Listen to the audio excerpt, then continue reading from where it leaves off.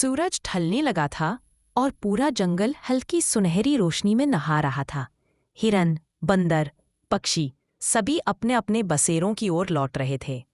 इसी जंगल के बीचों बीच एक छोटा सा लोमड़ रहता था जिसका नाम था टॉमी। बाकी लोमड़ियों से अलग टॉमी बहुत दयालु और जिज्ञासु था। एक दिन टॉमी को जंगल के कोने में एक अजीब सी चमक दिखी। वह धीरे धीरे उस दिशा में गया और देखा कि पेड़ों की आड़ में एक चमकती नीली नदी बह रही है।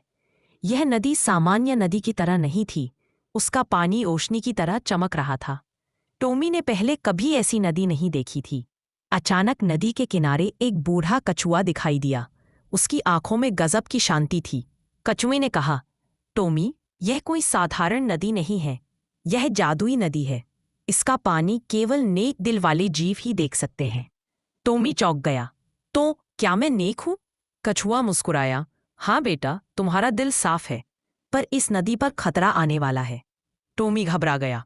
कैसा खतरा? कछुए ने बताया कि जंगल के बाहर कुछ इंसान इस नदी को ढूंढ चुके हैं।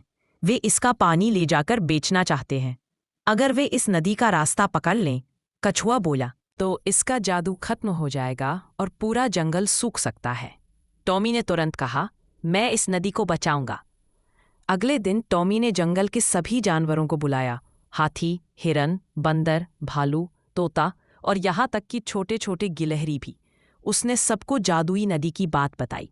पहले तो किसी को विश्वास नहीं हुआ, लेकिन टॉमी की बातों में सच्चाई झलक रही थी। हाथी दादा बोले, अगर ये नदी सच में जादुई है, हमें उसे बचाना चाहिए। मित्र पक्षी बोले, हम आसमान से इंसानों पर नजर रखेंगे। बंदरों ने कहा, हम पेड़ों से रास्ता बंद कर देंगे। सबने मिलकर एक योजना बनाई। शाम होते होते इंसान सचमुच जंगल में आ गए। उनके हाथों में नक्शा और टॉर्च थी। वे ठीक उसी दिशा में बढ़ रहे थे जहां जादुई नदी बहती थी। लेकिन जैसे ही वे आगे बढ़े, उन्हें घना धुआं दिखाई दिया। ये बंदरों द्वारा तैयार किया गया पत्तों का धुआं था।